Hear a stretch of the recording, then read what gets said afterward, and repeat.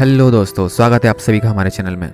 आज एक बार फिर हर्षद मेहता स्कैम यानी कि 1992 के सबसे बड़े घोटाले के बारे में एक और इंटरेस्टिंग चीज़ बताने जा रहे हैं। हर्षद मेहता, जिसे 1992 में स्टॉक मार्केट का किंग, बिग बुल और अमिताभ बच्चन कहा जाता था।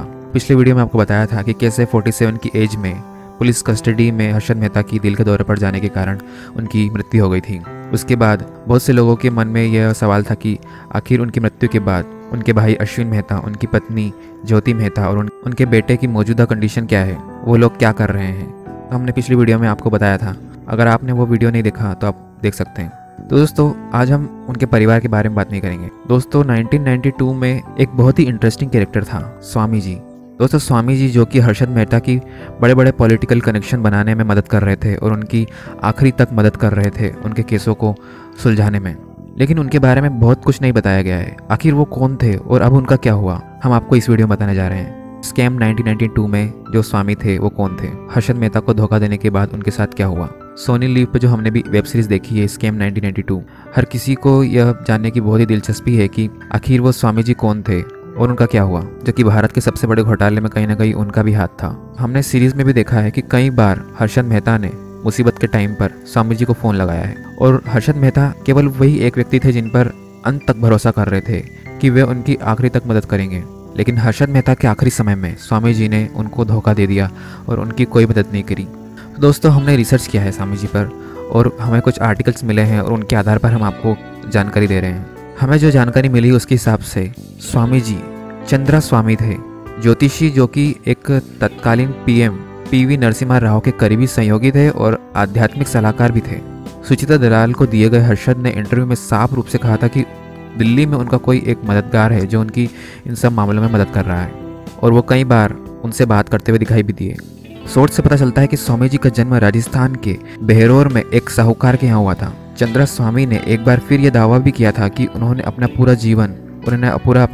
युवा काल बिहार के जंगलों में बिताया था और उन्होंने वहीं पर तांत्रिक शक्तियों की शिक्षा प्राप्त की। ऐसा माना जाता है कि पीवी नरसिम्हा राव के प्रधानमंत्री बनने के तुरंत बाद चंद्रा स्वामी ने दिल्ली के कुतुब इंस्टीट्यूशनल एरिया में अपना एक आश्रम बनाया था।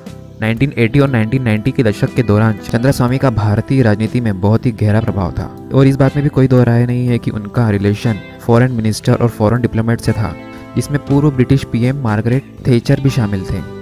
उनकी पॉपुलैरिटी 90 के दशक में अचानक बढ़ गई और 1996 में चंद्रा स्वामी को इंडियन मूल के बिजनेसमैन लखूभाई पाठक को $1 लाख देने के धोखाधड़ी के आरोप में गिरफ्तार भी कर दिया गया था। और जैसे कि इन्फॉर्मेशन मिली है, चंद्रा स्वामी पर फॉरेन एक्सचेंज रेगुलेशन एक्ट के तहत कार्रवाई भी की गई थी। वहीं से चंद्रा स्वामी का पतन शुरू हो गया था और 1997 में कांग्रेस पार्टी ने आरोप लगाया था कि चंद्रा स्वामी उस साजिश में शामिल थे जिसके कारण पूर्व पीएम राजीव गांधी की हत्या भी हुई थी।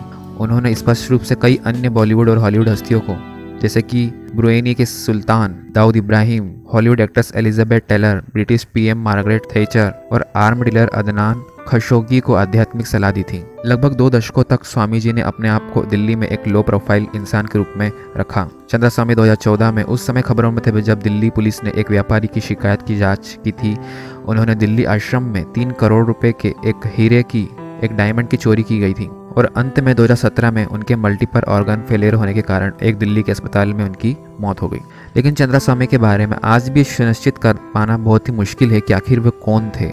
इसके बारे में किसी ने भी 100% श्योरिटी के साथ कुछ नहीं कहा है। लेकिन जितना भी हमने आपको बताया है, इसके बाद स्वामी जी के बारे में हमें बहुत कुछ पता चल जाता है, जिससे कि हमारे कई सवालों के जवाब मिल जाते हैं। तो दोस्तों, आशा है कि आपके कुछ सवालों का जवाब आपको मिल गया होगा। तो दोस्तों, अगर आपको चंद्रा स्वामी के बारे में कुछ सवाल है तो हमें कमेंट में लिखना बिल्कुल ना भूलिएगा और इसी तरीके की वीडियो को देखने के लिए हमारे चैनल में आगे बने रहें और इस वीडियो को लाइक, शेयर, सब्सक्राइब करना ना भूलेगा।